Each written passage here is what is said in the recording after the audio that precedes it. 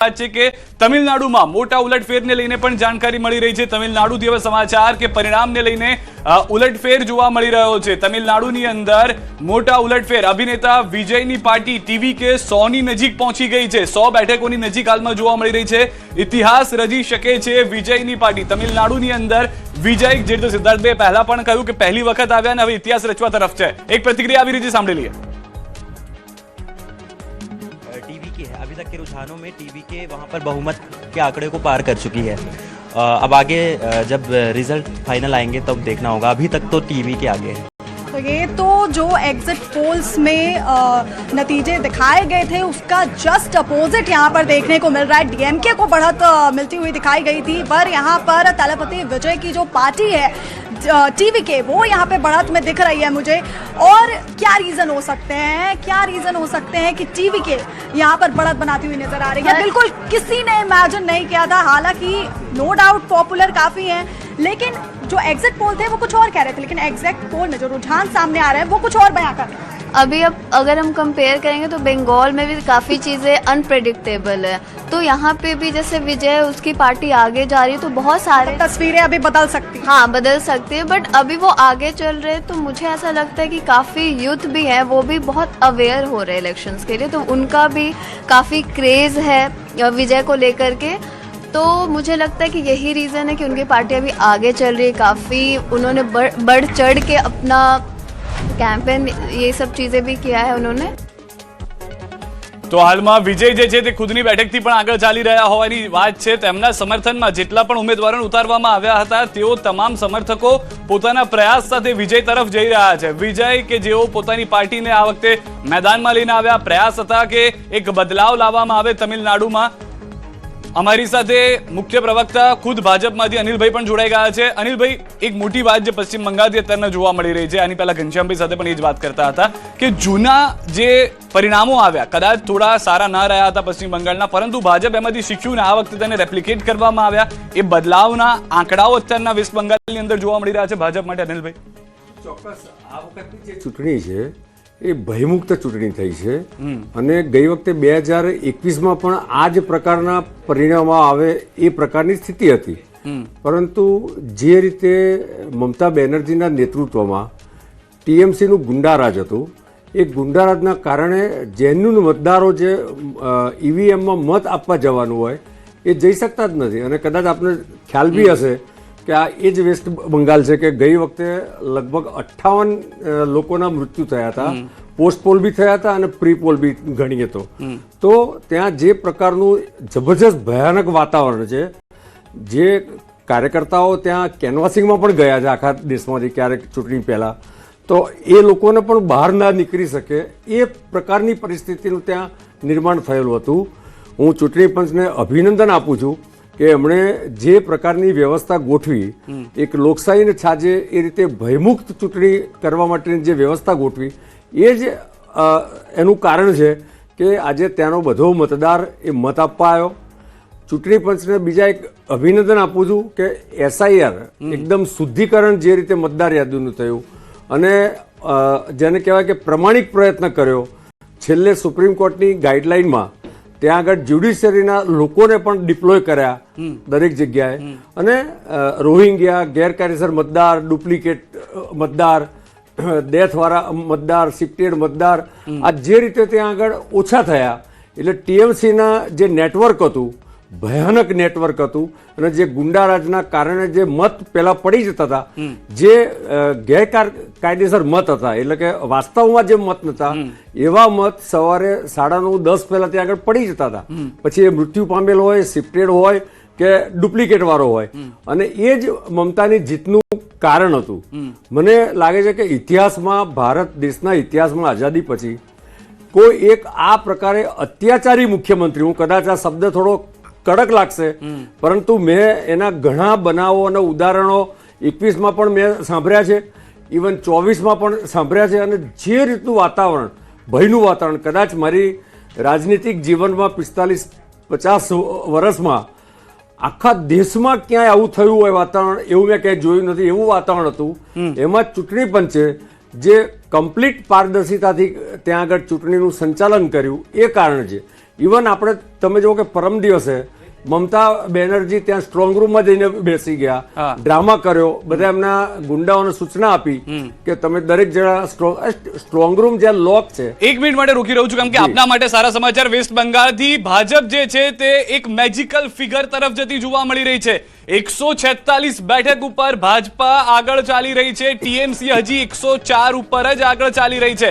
તો વેસ્ટ બંગાળથી મોટા સમાચાર હાલમાં મળી રહ્યા છે કે જેની અંદર ભાજપ જે છે તે બહુમત તરફ 293 બેઠકોમાંથી 147 બેઠક જે છે તે ભાજપા મેળવી ચૂક્યું છે. એટલે અહીંયા મેજિકલ ફિગર જે છે તે પણ પ્રાપ્ત થતો જોવા મળી રહ્યો છે. સૌથી મોટા સમાચાર એ છે કે હજી પણ જે તૃણમૂલ કોંગ્રેસ છે, ટીએમસી છે, મમતા બેનર્જીની પાર્ટી છે તે 110 સુધી પણ નથી પહોંચી રહી. અહીંયા આગળ ભાજપ સતત પોતાની લીડ વધારતું રહ્યું છે આ બેઠકો પર. જે આંકડાઓ આવી રહ્યા છે, નો ડાઉટ કે જે રીતે સિદ્ધાર્થભાઈ પણ પહેલા કીધું કે હજી આ અલગ અલગ વલણો છે, કદાચ ચિત્ર બદલાઈ પણ શકે, પરંતુ જે લીડ છે તે હજી અહીંયા પણ ટીએમસી કાપતું જોવા નથી મળી રહ્યું. કોઈ એવો મોટો બદલાવ ટીએમસી તરફથી નથી આવી રહ્યો. આ એસેમ્બલીનો જે આંકડો છે તે પણ ટીવી સ્ક્રીન ઉપર આપ જોઈ રહ્યા છો કે અહીંયા આગળ કંઈક આવું ચિત્ર બંગાળની અંદર જોવા મળી શકે છે કે જેમાં એક તરફ ખૂણામાં ટીએમસી આવી ગયું છે, મધ્યમાં એટલે કે સરકાર બનાવતી બીજેપી જોવા મળી શકે છે, લેફ્ટ અને કોંગ્રેસનું ચિત્ર ફરી એક વખત વેસ્ટ બંગાળમાં જે રીતે ભૂતકાળમાં પણ જોયું છે તે રીતે અત્યારના પણ સાફ થતું જોવા મળી રહ્યું છે. બે મુખ્ય પાર્ટી માની લઈએ તો બે મુખ્ય પાર્ટી આ વખતે વિરોધ પક્ષમાં મમતા બેનર્જીને બેસવું પડે તેવું હાલમાં આંકડાઓ જણાવી રહ્યા છે. 147 બેઠક એ જાદુઈ આંકડો અત્યારના ભાજપ પોતાની તરફ મેળવી લીધો છે. બહુમત બનતું અહીંયા આગળ જોવા મળી રહ્યું છે. હજી આ વલણો છે, પરિણામ બદલાશે. અનિલભાઈ ખૂબ જ ખુશ હશે કારણ કે જે રીતે તેઓએ પણ કહ્યું કે જે તેઓએ પરિશ્રમ કર્યો છે અને કદાચ એ જ પારસમણી તરીકે બંગાળમાં જોવા મળી રહ્યું છે. એક ક્વિક રિએક્શન સિદ્ધાર્થભાઈ આપનું પણ લઈ લઈએ. દરેક ગુજરાતી જેટલા પણ લોકોને હું મળતો હતો, બહાર જતો હતો, એ લોકોને ઇન્ટરેસ્ટ ઉમરેઠની સાથે સાથે એમાં પણ હતો કે બંગાળમાં કોણ જીતે છે. કદાચ એ ઇફેક્ટ પણ ત્યાં આગળ જોવા મળતી હતી, ટ્રેનો પણ દોડી હતી અહીંયાથી. એ વાત સાચી છે કે સુરતમાંથી સી.આર. પાટીલ સાહેબના પ્રયત્નો થકી અને ભાજપાના પ્રયત્નો થકી ટ્રેનો ભરી ભરી અને બંગાળમાં વોટ કરવા ગયા હતા. કારણ કે મૂળ પ્રશ્ન એ હતો કે આપણે ગુજરાતીઓ છે ને પ્રવાસ બહુ કરતા હોય, બંગાળના લોકો અહીંયા જે કામ કરવા આવે છે એ લોકો કહેતા હતા હમે બહુત વહાં પે તકલીફ હે. એ તકલીફ એટલે એ વખતે પણ એમને ઠાસીને ભર્યું કે આ વખતે કંઈક સત્તા પરિવર્તન જોઈએ, નહીતર કોને બીજા પ્રદેશમાં આવું ગમે. મારી રોજીરોટી જે બંગાળમાં થતી હોય, છેક બંગાળા છોડીને ગુજરાત આવવું પડતું હોય, એટલે એની પરિસ્થિતિ આપણે સમજી શકીએ. બીજો મુદ્દો એ હતો કે છેલ્લા જે બાંગ્લાદેશમાં ઘટનાઓ ઘટી હતી એની ડાયરેક્ટ અસર બંગાળના આપણા જે સનાતનીઓ છે એની ઉપર મેન્ટલી એક અસર થઈ હોય કે ભાઈ આ વખતે કંઈક આપણે મતદાન મથક ઉપર જવું પડે. નહીતર શું પ્રોબ્લેમ થતો હતો કે મતદાન મથક ઉપર લઘુમતી લોકો ઠાંસીને મત આપતા હતા, એટલા કારણે મમતા દીદી આવતી હતી. પણ આ વખતે જે વોટિંગ અબકી બાર 90 પાર, એટલે એ જે ઘરમાં રહેતા હતા એ લોકો પણ બહાર આવ્યા અને એમને મેજોરિટીથી એમણે પણ ખોબલે જે તે પક્ષને મત આપ્યા. એટલે આપણને આ પરિસ્થિતિ દેખાઈ રહી છે. સાથે સાથે જે રેવડી કલ્ચર હતું તો એ રેવડી કલ્ચરમાં મમતા દીદીનું ચાલ્યું નથી એવું આપણે કહી શકાય. અને એમણે ભારતીય જનતા પાર્ટી સુરક્ષાને મત આપ્યો છે એ ચોખ્ખું દેખાય છે. રીનાબેન પણ અમારી સાથે જોડાયેલા છે. રીનાબેન, અહીંયાથી આપણી પશ્ચિમ બંગાળને લઈને પણ એ જ આપની પાસેથી જાણવું છે કે જે ચિત્ર જોવા મળ્યું હતું, અત્યારના જે બીજેપીનો વાઘ છે 146 ચાલી રહ્યો છે આગળ, અને જે રીતની પરિસ્થિતિ પણ જોવા મળી રહી છે, મહિલાઓને પણ કેન્દ્રિત કરવામાં આવ્યા હતા, એ બધી ઇફેક્ટ પણ અહીંયા જોવા મળી. કેમ કે કેટલીક વાયરલ બાઇટ્સ આવી હતી કે જેઓ કહેતા હતા કે અમે હિન્દુ છીએ, અમે કેમ જય હિન્દ ના બોલીએ, અમારે કેમ જય શ્રી રામ ના બોલવું હોય. તો આ બધા મુદ્દા પણ બંગાળમાં અસર કરી ગયા લાગે છે તમને? બિલકુલ સાચી વાત છે. તમે જો કે હુમાયુ કબીરે તમે જુઓ કે મુર્શિદાબાદમાં તમે જો કે બાબરી બનાવવાનું એલાન કર્યું ત્યારનું તમે જુઓ કે એક પ્રકારનું કહી શકાય કે ક્યાંક હિન્દુત્વ વિશેનું એક વલણ એમનું વધ્યું હતું. ને ભાજપા તમે જુઓ કે હિન્દુત્વ લઈને જ અહીંયા આવી હતી. કેમ કે અહીંયા તમે જુઓ કે મુસ્લિમ રિલેટેડ સ્ટુડિયો સેક્યુલરિસ્ટ ભયંકર પદે ચાલતું હતું. એક તો હિંસા તો હતી જ ઓલરેડી, અને એમાં પણ તમે જો કે મુસ્લિમ મતદારોને અંકે કરવા માટે છેલ્લી કક્ષાની રાજનીતિ ચલાવવામાં આવતી હતી. જય શ્રીરામ બોલવું પણ તમે જો કે ત્યાં કંઈક ને કંઈક પ્રકારે એવું કરાતું જાણે ગુનો હોય. એટલે મમતા દીદી ખુલીને તમે જો કે હિન્દુઓના વિરોધમાં ક્યાંક હતા. એક વાત તો એ હતી. બીજી વસ્તુ કે મહિલાઓને આપે જે વાત કરી કે મહિલાઓને આપી, પરંતુ આ વખતે તમે જો કે ક્યાંક ને ક્યાંક મોદીજીની અસર ઘણી હતી. મોદીજીએ ચૂંટણી રેલીઓ ત્યાં કરી છે. આમ તો એવું જોવા મળતું કે એક કોઈ પણ રાજ્યમાં જ્યારે ઇલેક્શન સભાઓ યોજે ત્યારે સાંજે દિલ્હી પરત જતા, પરંતુ અહીંયા તે રહ્યા હતા. અને તમે જો કે ઉત્તર કોલકાતાની જે સાંકડી ગલીઓ હોય, હુગલી અને હાવડામાં પણ તમે જો કે એમણે રેલીઓ કરેલી. અને મેક્સિમમ જે મમતા દીદીએ જે વલણ અપનાવેલું કે તમે જ્યારે કોઈ પણ ઉમેદવારને મત આપો છો ત્યારે મને આપો છો એવું સમજવાનું, તો મોદીજીએ પણ એમ કહ્યું કે દરેક સીટ પર હું અહીંયા હાજર છું. એટલે મોદી ઇફેક્ટ આ પ્રકારે ક્યાંક ને ક્યાંક કહી શકાય કે લોકો પર લાગુ પડ્યો અને લોકોને ખ્યાલ આવવા મળે કે ખરેખર એમના પ્રશ્નો અસ્મિતાને લઈને જે ઉઠાવવામાં આવે છે તો પ્રશ્નોનું સમાધાન તો નથી. તમે બંગાળી અસ્મિતાની દુહાઈ આપો છો, તમે ભાત અને માછલીને મહત્વ આપો છો, લાઈફસ્ટાઈલને મહત્વ આપો છો. બંગાળીઓ આપણે કરતા કહી શકાય કે બહુ જ અલગ છે. અને મોદી જે એટલે હિન્દુત્વ, બીજી વસ્તુ કે ગુજરાતી એટલે નોનવેજ પણ તમારું છીનવાઈ જશે. આ બધા મુદ્દા એ પ્રકારે ચાલ્યા તમે જુઓ તો, અને એની અસર મોદીજીએ જે રેલીઓ કરી, અમિત શાહ પણ તમે જો કે ત્યાં ઘણું ડેડિકેટ થઈને રહ્યા, એ બધી વસ્તુની ક્યાંક ને ક્યાંક અસર થઈ છે. અનિલભાઈ, મોટી વાત એ હતી કે બંગાળની અંદર જે રીતે તમે સરની તો વાત કરી, પરંતુ એવી એક પરિસ્થિતિ પણ સર્જાઈ હતી કે જ્યાં બાંગ્લાદેશથી લોકો આવી રહ્યા છે, જેને એવું પ્રાયોરિટી આપવામાં આવતી કે તમે હિન્દુ અથવા તો ઇન્ડિયન્સ જે છે એની કરતા વધારે છો, અને એ ઇફેક્ટ પણ એ જોવા મળી. કેમ કે આપણે પણ ગુજરાતમાંથી જોતા હતા, જે સિદ્ધાર્થભાઈ કીધું કે સુરતમાંથી બાંગ્લાદેશીઓ પકડાતા હોય કે જેઓ બંગાળથી આવ્યા હોય, એના આધારને બધું ત્યાં ખોટું બનતું હોય. આ બધા મુદ્દા પણ ત્યાં આગળ ચાલી ગયા, લોકો સમર્થન કરી રહ્યા છે બીજેપીને. જો કુલ મળીને લોકો જે સમર્થન કરી રહ્યા છે એ વિકાસને સમર્થન કરી રહ્યા છે. આમાં ક્યુમ્યુલેટિવ ઇફેક્ટ છે. એક તરફ જે હકારાત્મક નરેન્દ્રભાઈની જે રાજનીતિ છે અને જે રિપોર્ટ કાર્ડની જે સંસ્કૃતિ છે, એના આધારે દેશના જુદા જુદા રાજ્યોમાં જે વેસ્ટ બેંગાલના શ્રમિકો, ઓફિસરો, ત્યાંના નાગરિકો જુદા જુદા રાજ્યોમાં રહે છે, એનું જ્યાં ભાજપાનું શાસન છે ત્યાંનું જે પરસેપ્શન હતું, એ પરસેપ્શનના કારણે એ લોકોને મત આપવા માટે પ્રેર્યા.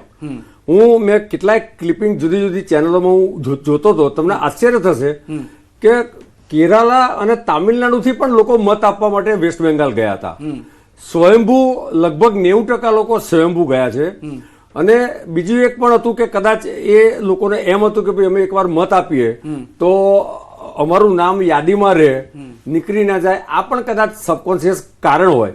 પરંતુ કુલ મળીને આખા દેશમાંથી હજારો લોકો મત આપવા ગયા હતા, સ્વયં ગયા હતા, સ્વેચ્છાએ ગયા હતા. અને પહેલી જ વખત એક મિનિટ માટે રોકી રહ્યો છું. ઉમરેઠથી મોટા સમાચાર આવી રહ્યા છે. ઉમરેઠની અંદર વિધાનસભાની પેટા ચૂંટણીની મત ગણતરીમાં ભાજપના ઉમેદવાર જે છે તે હજી પણ લીડ સાથે આગળ ચાલી રહ્યા છે. એમની લીડ થોડી ઓછી થઈ છે, જે 12,000 હતી તે ઘટીને 7,142 પર થઈ છે, પરંતુ હજી પણ ભાજપ ઉમેદવાર આગળ ચાલી રહ્યા છે. અહીંયા મતદાન ઓછું થયું હતું, જેથી લીડ પણ ઓછી હોય એ સ્વાભાવિક રીતે જોવા મળી શકે છે. કોંગ્રેસ અને ભાજપ વચ્ચે સીધો જંગ હતો, પરંતુ હર્ષદ પરમાર પોતાના પિતાની જે લેગેસી છે અથવા તો તેઓએ જે કાર્ય કર્યા છે તેને આગળ ધપાવવાના પ્રયાસ જે છે તે અહીંયા આગળ જોવા મળી રહ્યા છે. ઉમરેઠથી કોંગ્રેસના ભૃગુરાજસિંહ પાછળ ચાલી રહ્યા છે, જે હર્ષદ પરમાર પહેલી વખત ચૂંટણી લડવા આવ્યા છે તે જીતતા આગળ જોવા મળી રહ્યા છે. અને બે આપની વાત પર પૂરી કરશું. ઉમરેઠથી પણ સારા સમાચાર. ઉમરેઠથી તો 100% સીટ અમે જીતવાના જ છીએ.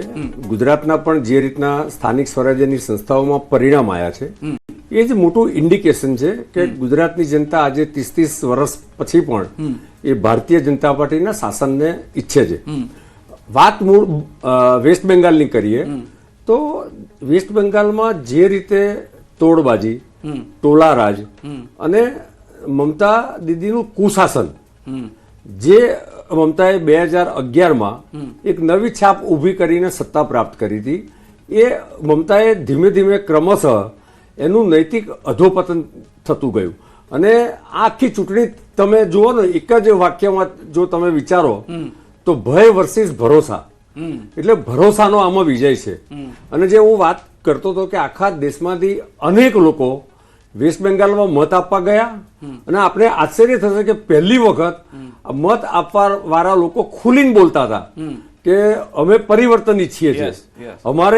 અમારી લાગણી આ છે, કારણ કે એમના પરિવારના લોકો જે ત્યાં રહેતા હતા એમણે જે સહન કર્યું છે.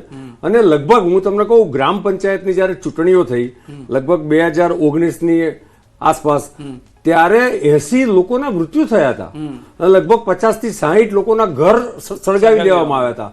એટલે બોમ્બ નાખવા, પેલી બાઇક લઈને ફરવું, ધમકાવા. મતદાન વખતે પણ માથાકૂટ થઈ ને, ત્યારે પણ ભાજપના કાર્યકર્તાઓને મારવામાં આવ્યા હતા. મતદાનના દિવસે આ તો ચૂંટણી પંચે આટલી વ્યવસ્થાઓ ગોઠવી હતી, તો પણ મતદાનના દિવસે બાઇક લઈને જવું, 5-10 લોકો જાય ગોળ ગોળ, જેમ પેલી ફિલ્મોમાં બતાવે. એટલે મને એવું લાગે છે કે ફિલ્મોમાં જે લોકો આ પ્રકારની બિન લોકશાહી પ્રમાણેની પદ્ધતિ બતાવતા હતા ફિલ્મોમાં, એ બધી જ વસ્તુ ત્યાંથી ઉઠાવી હોય ડાયરેક્ટરો, એવું મને લાગે છે. પરંતુ અલ્ટિમેટલી પ્રજા જો હવે જાગૃત થઈ ગઈ છે, ક્રમશઃ દેશના લોકોનું શિક્ષણ વધતું જાય છે. આપના જેવા માધ્યમો દ્વારા પણ જે સાચી વસ્તુઓ છે એ બતાવવામાં આવે છે માધ્યમો દ્વારા. તો પોલિટિકલી આજે દેશના લોકો ખૂબ જાગૃત થઈ ગયા છે અને નરેન્દ્રભાઈનું જે 2047 નું વિઝન છે એ વિઝનના કારણે યુવાનોનું એસ્પિરેશન, જો આપણે એમ કહીએ છીએ કે 65% વસ્તી યુવાનોની છે 35 વર્ષથી નાના, તો સ્વાભાવિક છે કે એમનું એસ્પિરેશન છે. બીજી તરફ તમે જુઓ કે ઇન્ડી ગઠબંધન, વાસ્તવમાં તો હવે ઇન્ડી ગઠબંધન રહ્યું જ નથી, કારણ કે આ કોંગ્રેસ અને ઇન્ડી ગઠબંધનના ભાગ ક્યારેક નિકાહ અને ક્યારેક તલાક. દિલ્હીમાં નિકાહ, વેસ્ટ બેંગલમાં તલાક, પાછું કેરાલામાં તલાક, તામિલનાડુમાં તલાક. તો એ ગઠબંધન વાસ્તવમાં તો છે જ નહીં, સગવડિયો ધર્મ છે. હા, સગવડિયો ધર્મ છે. મને એવું લાગે છે કે આ ચૂંટણી, જે 5 રાજ્યોની ચૂંટણીના પરિણામ એ લાંબા ગાળે જબરજસ્ત ઇન્ડિકેશન આપે છે. એક ઇન્ડિકેશન જે મને દેખાય છે એમાં ઇન્ડી ગઠબંધન ટોટલી વિખરાઈ જશે. નંબર 1. એક મિનિટ, આપના માટે આ વેસ્ટ બેંગાલથી સારા સમાચાર આવી રહ્યા છે. 148 બેઠક પર હવે ભાજપ આગળ ચાલી રહ્યું છે. ટીએમસીએ પ્રયાસ કર્યા છે 110 થી વધારે આંકડા લાવવાનો અને તે પ્રમાણે 112 બેઠકો પર ટીએમસી પણ હવે આગળ ચાલી રહ્યું છે. 293 બેઠકમાંથી 265 બેઠકોના વલણ જે છે તે અત્યાર સુધીમાં આવ્યા છે. કોંગ્રેસ કરતા હજી પણ લેફ્ટ આગળ છે. અહીંયા આગળ ચિત્ર આખું અલગ જોવા મળી રહ્યું છે, પરંતુ બીજેપી સરકાર બનાવશે તેવું હાલમાં જોવા મળી રહ્યું છે. જે અત્યારના પ્રાથમિક વલણો છે તે પ્રમાણે બીજેપી સરકાર જોવા મળશે. મમતા બેનર્જી આ વખતે મુખ્યમંત્રી પદના શપથ ન લે, વિપક્ષમાં બેસવું પડે, વિપક્ષના નેતા બને છે કે કેમ એ પણ એક સવાલ છે. પરંતુ અત્યારનું જે ચિત્ર છે 150 ને પાર થવાનો બીજેપીનો વેસ્ટ બેંગાલનો આ આંકડો જે છે તે અમે આપને બતાવી રહ્યા છે. 150 નોટ આઉટ બીજેપી જોવા મળી રહી છે. અનિલભાઈ સાથે વાત કરતા સિદ્ધાર્થભાઈ, ટૂંકમાં આપની પણ એ પ્રતિક્રિયા લેવી છે. પશ્ચિમ બંગાળનો મુદ્દો અલગ અલગ મુદ્દાની સાથે સાથે આગળ ચાલ્યો હતો અને એમાં પશ્ચિમ બંગાળની અંદર આ વખતે એક સૌથી મોટી વાત જે કરી હતી કે ભયથી મુક્ત થવાનું છે અને રાષ્ટ્રવાદ તરફ જવાનું છે. ટૂંકમાં એ જોવા મળ્યો મુદ્દો. 100% એ મુદ્દો ધ્યાનમાં આવ્યા છે, કારણ કે જ્યારે ચૂંટણી ઢંઢેરા જોઈએ છે ને તો આસામ અને બંગાળના ચૂંટણી ઢંઢેરા જુઓ અને તમિલનાડુ અને કેરલાના અને પુડુચેરીના ચૂંટણી ઢંઢેરા જુઓ તો એ બધામાં આસમાન જમીનનો ફરક હતો. બંગાળનો જે ચૂંટણી ઢંઢેરો હતો એ મોરલેસ ભયમુક્ત વાતાવરણ ઊભું કરવાનું હતું અને જે તમિલનાડુનું હતું તો ઇન્ડસ્ટ્રીયલ વેલફેર કરવાનું હતું.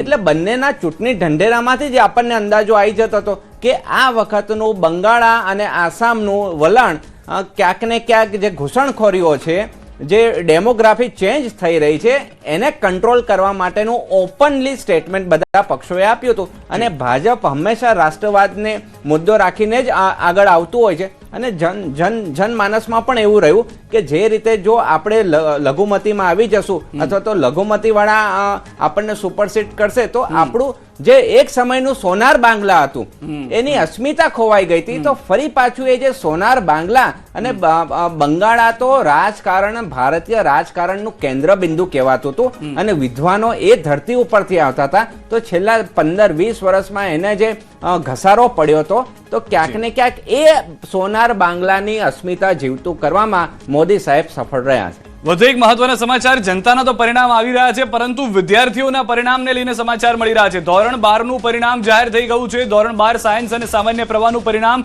12 સાયન્સનું પરિણામ 84.33% આવ્યું છે. જે સામાન્ય પ્રવાહનું પરિણામ છે તે 92.71% પરિણામ આવ્યું છે કે જે પશ્ચિમ બંગાળમાં મતદાન થયું હતું તેટલું જ પરિણામ સામાન્ય પ્રવાહ ધોરણ 12 નું 92.71% જોવા મળી રહ્યું છે. સાયન્સનું પરિણામ પણ ઓવરઓલ આપ જુઓ તો સારું છે. 12મા ધોરણના વિદ્યાર્થીઓ 84.33% પરિણામ હાલમાં જોવા મળી રહ્યું છે. એક તરફ જનતા પોતાનું પરિણામ આપી રહ્યું છે અલગ અલગ રાજ્યની અંદર, બીજી તરફ જે છે તે વિદ્યાર્થીઓના પરિણામના આંકડાઓ પણ ખૂબ જ ગુજરાતની અંદર સરાહનીય અત્યારના જોવા મળી રહ્યા છે. મહત્વના સમાચાર પશ્ચિમ બંગાળથી હવે મળી રહ્યા છે. પશ્ચિમ બંગાળમાં જે આંકડો છે તે 150 નો ભાજપ હાંસલ કરી ચૂક્યું, કારણ કે જે રીતના આગળ વધી રહ્યું છે 149 બેઠક પર ભાજપ આગળ જોવા મળી રહ્યું છે. 293 માંથી 266 બેઠકોના વલણ જે છે તે જોવા મળી રહ્યા છે. અને ગુજરાત હોય કે દેશના અન્ય કોઈ ખૂણા હોય, ભલે તમિલનાડુ કે આસામની અંદર પણ ચૂંટણી ચાલતી હતી, પોતાના રાજ્યની સાથે સાથે તમામ લોકોની નજર વેસ્ટ બેંગાલ પર હતી કે આ વખતે વેસ્ટ બંગાળમાં શું થવાનું છે, શું આ વખતે વિકાસનો મુદ્દો જોવા મળી શકે છે. અનિલભાઈ પાસેથી પણ ટૂંકમાં પ્રતિક્રિયા. અનિલભાઈ, ઘણા લોકો જે આપણા વેપારીઓ પણ ત્યાં જતા હોય છે તો બીજા લોકો સાથે મારી વાતચીત થતી હતી. આપણે જણાવી દઈએ કે તમામ જે આંકડાઓ છે એક બાદ એક સામે આવી રહ્યા છે. અમારા સંવાદદાતા, અમારા સહયોગીઓ સતત જોડાયેલા છે કે જે સચોટ અને વિશ્વસનીય પરિણામ આપના સુધી પહોંચાડી રહ્યા છે. પરંતુ અહીંયા જે આંકડા સામે આવી રહ્યા છે તે ચોંકાવનારા છે. ક્યાંક જે સ્ટેટ છે ત્યાં કાંટાની ટક્કર જોવા મળી રહી છે. પશ્ચિમ બંગાળમાં અહીંયા અત્યારે બીજેપી આગળ છે. એ સિવાય જો વાત કરવામાં આવે તો આસામમાં પણ બીજેપીને અહીંયા સ્પષ્ટ બહુમતી મળી છે. નરેશભાઈ પાસે જઈએ. નરેશભાઈ, અહીંયા ગઠબંધનની વાત હતી, કારણ કે જો 5 રાજ્યની વિધાનસભા ચૂંટણીની વાત આવે તો અહીંયા ગઠબંધન સૌથી વધારે અસર કરતું હોય છે. શું લાગે છે, કોઈ પણ જે મેઇન પાર્ટી છે, બીજેપી હોય કે કોંગ્રેસ હોય, જો અન્ય પાર્ટી સાથે તેઓ ગઠબંધન કરે છે તો જી હજૂરી કરવાની જે ટેવ હોય કે જે પાર્ટીની આદત હોય એ ડૂબાડે છે? નહીં, ગઠબંધન મુખ્યત્વે શું હોય છે, બંને પક્ષોની મજબૂરી હોય છે. તમે જો ગઠબંધન કરવા માટેની બંનેની ગણતરી હોય છે, બંનેને સત્તા જ મેળવવી છે. તો માની લો કે કોઈ પાર્ટી છે, માની લો કે તમે તમિલનાડુની વાત કરો તો ત્યાં એઆઈડીએમકે જે છે એ ગઠબંધન ભાજપને સાથે શા માટે લેવા માંગે છે? એને ખબર છે કે એકલા હાથે લડી શકે એમ નથી. સેન્ટ્રલમાં બીજેપી છે અને બીજેપી આવશે તો એની યોજનાઓ, એનો ફાયદો, એનો ફોર્સ, એનો આપણને લાભ મળશે. તો ગઠબંધન હંમેશા તમે એ રીતે જુઓ કે બંનેની મજબૂરીની વાત છે. તો એમાં ક્યારેક એવું પણ બને કે નાના ભાઈને મોટાનો લાભ મળે ને મોટાને નાનાનો લાભ મળે. એ પરિણામો ઉપર આધાર રાખે છે. તમે જો કેરળની અંદર કોંગ્રેસને લાભ મળે છે, ડીએમકે સાથે કોંગ્રેસ જોડાયેલી છે તો ત્યાં એને લાભ મળે છે. ત્યાં એમને મુશ્કેલી નથી એટલા માટે કે એમ કહી શકે ત્યાં અમારી સરકાર છે કે ગઠબંધન સાથે છે એટલા માટે કહી શકે. એટલે અને સાઉથમાં તો ભાજપે એ પ્રાદેશિક પાર્ટી સાથે જોડાણ કરવું અત્યાર સુધી અનિવાર્ય બન્યું છે. જ્યાં સુધી વોટ શેર વધશે, ધીરે ધીરે એનો પ્રચાર પ્રસાર. એટલે જ પહેલા તો તમને આશ્ચર્ય થશે કે ભાજપને ઉત્તર ભારતની પાર્ટી તરીકે ઓળખવામાં આવતી હતી. દક્ષિણમાં ક્યાંય તમને પોસ્ટર ન જોવા મળે. હું પોતે 15 વર્ષ સુધી સાઉથમાં રહ્યો છું, હૈદરાબાદમાં રહ્યો છું. મેં આ બધી કેટલી બધી ઇલેક્શન્સ જોઈ છે. આ કેસીઆર નું ઇલેક્શન જોયું છે, ચંદ્રાબાબુનું જોયું છે, બરોબર. એ બધી ખબર છે. તેલંગાના, આંધ્ર બેને જુદા પડતા જોયા છે, 2 સ્ટેટ બનેલા જોયેલા છે મેં. તો એ સ્થિતિમાં ત્યાંનો જે પ્રાદેશિકવાદ છે એ તમે મિટાવી શકો એમ નથી. બીજું એક એ છે કે આખા દેશમાં કોઈ પણ મોટી ઘટના બને ને તો એની અસર બાકીના બધા ઉત્તર ભારતમાં